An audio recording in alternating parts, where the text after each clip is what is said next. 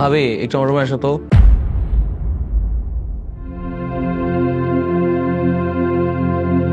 আচ্ছা চলো।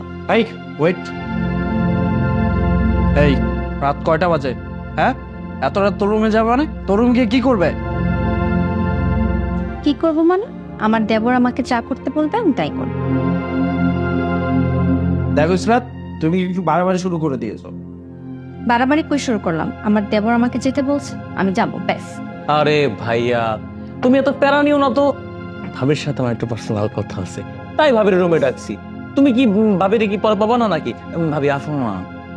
তোর কি এমন পার্সোনাল কথা আছে যেটা ভাইয়ের সামনে বলতে পারবি না?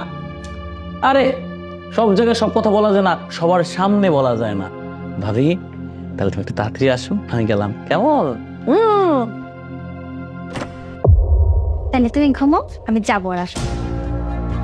এই এই আমি না আমার কোনো কথার মূল্য নাই। আমার বেডরুম থেকে আমার ছোট ভাই আমার বউকে নিয়ে চলে যায়। ছি ছি ছি, এগুলো মানুষজন জানতে পারলে আমার মান সম্মান থাকবে? মান সম্মান হইল না।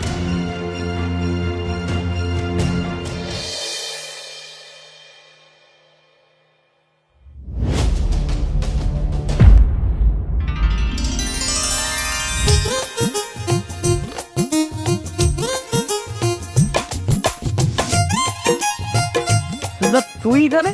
তুই আমার কথা বলি কেন? বাইক থামিয়েছি কি আর সাধে? এই তোর কি লজ্জা শরম বলতে কিচ্ছু নেই? তুই তোর পিছনের সিটে আমাকে না বসিয়ে তোর ভাবিকে বসিয়েছিস।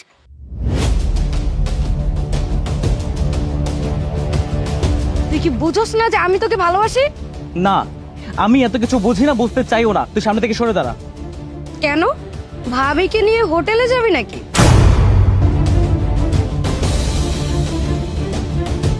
শিমলা, মুখ সামলে কথা বল, নাহলে কিন্তু আমি। শান্ত বল, আমি দেখছি ব্যাপার। আচ্ছা তোমার সমস্যাটা কি বলো তো? তুমি আমার আর আমার দেবর নিয়ে এত আজে বাজে কথা কেন বলতেছো? তোমার সাহস তো দেখতেছে কম না? আরে ভাবি রাগ করছেন কেন? আমি আপনাদেরকে যেটা বলেছি সেটা এলাকার লোকজনই বলছে। আচ্ছা আমাকে একটা কথা বলেন তো, আপনারও কি একটু লজ্জা শরম নেই? স্বামী রেখে দেবরের সাথে প্রেম প্রীতি করছেন। তো বড় সাহস, হ্যাঁ? কিসব কথাবার্তা বলতেছে এগুলা? মুখ সামলে কথা বলো। ও আমার ছোট ভাইয়ের মতো, আমি আমার দেবরকে নিজের ছোট ভাইয়ের মতো চোখে দেখি। শুনেন ভাবি, আপনি ওকে কোন চোখে দেখেন সেটা আমি ভালো করে জানি, আর আমি না এলাকার লোকজনও ভালো করে জানে। এসব বাদ দিয়ে ভালো হয়ে যান আর স্বামীর সাথে সুখে সংসার করেন। ভাবি এখান থেকে চলো তো। এই অসভ্য মেয়ের কথা শোনার মতো না সময় আমাদের হাতে নেই, চলো। চলো।